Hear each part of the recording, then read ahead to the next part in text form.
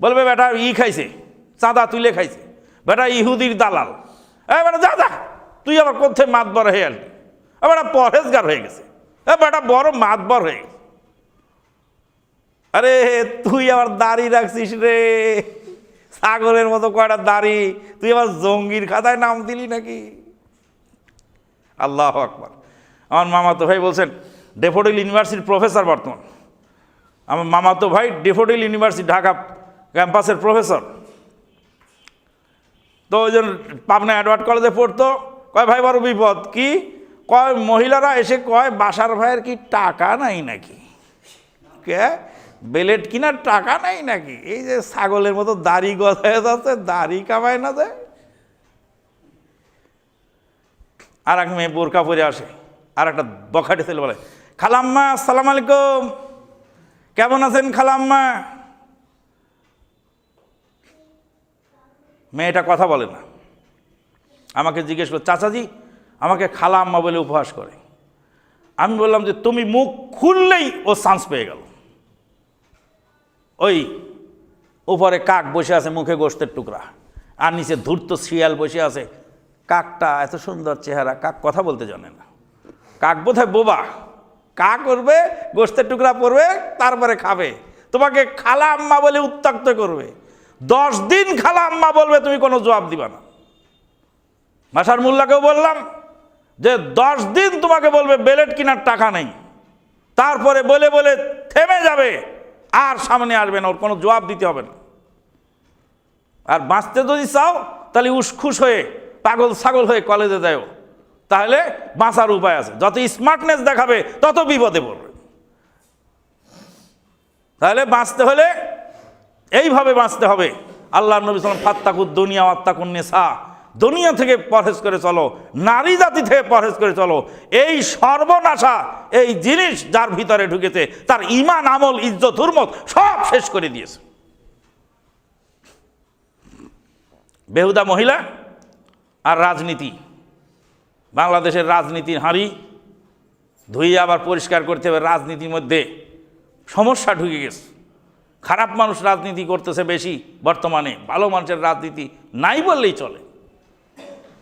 শেষ কথা একটা না বলে পারি না, আপনার শিক্ষিত লোক ইউনিভার্সিটির ছাত্র আছেন এখানে অনেকেই, মনে হচ্ছে শেষ কথা যেটা ছিল এই যে দেশে আইন যারা প্রয়োগ করেন, যারা আইন প্রয়োগ করেন, আইন প্রয়োগকারী সংস্থা, আইন প্রয়োগকারী সংস্থায় যারা দায়িত্বশীল আছেন তাদের লেখাপড়া লাগে না? আইন প্রয়োগ করে কারা? ডিসি, এসপি, ওসি, আইজি, এরা আইন প্রয়োগকারী, তাই না? আইজি কি এমনি হয়? লেখাপড়া করে হয় না? লেখাপড়া করে না এমনি হয়? ভোটে হয়? আইজি ডিআইজি ভোটে হয়? ওসি ডিসি এসপি এগুলো ভোটে হয় না। আইন প্রয়োগকারী যারা, তাদেরকে বিসিএস ক্যাডার ছাড়া আইন প্রয়োগ করতে পারে না সে। আর আইন দিয়ে যারা বিচার করে তারা কারা? জাজ ম্যাজিস্ট্রেট। জাজ ম্যাজিস্ট্রেট হতে হলে লেখাপড়া লাগে না নাকি এমনি হয়ে যায়?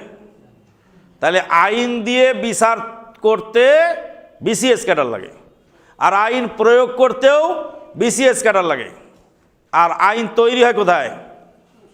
জাতীয় সংসদে। সেখানে ক্যাডার লাগে? বিসিএস ক্যাডার লাগে না কি লাগে? সেখানে খালি পয়সা আছে, পয়সা আছে আর বাহুবল আছে, সেই এমপি।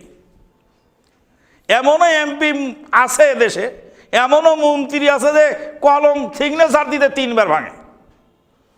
তাহলে আইন প্রয়োগ করতে বিসিএস লাগে, আইন দিয়ে বিচার করতে বিসিএস লাগে, কিন্তু আইন তৈরি করতে বিসিএস ক্যাডার লাগে না।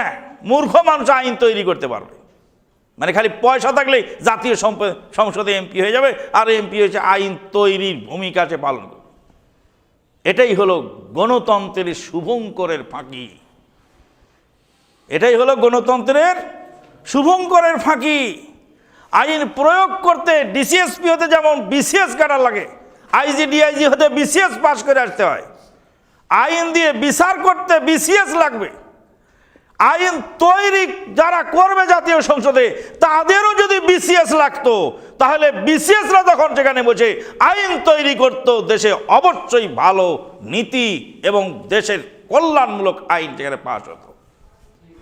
বন্ধুগণ, তাই বলছি ওয়াতাওয়া সাউবিল হাক্কি ওয়াতাওয়া সাউবিস সবর। যখনই হকের দাওয়াত দেবেন আপনি, তখন আপনার উপর নির্যাতন আসবে, তখন কি করতে হবে?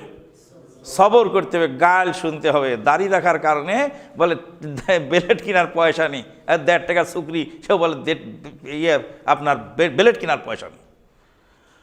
কত লোক যে কত কথা বলে, আমরা আশ্চর্য হই মাঝে মাঝে। সুবহানাল্লাহ।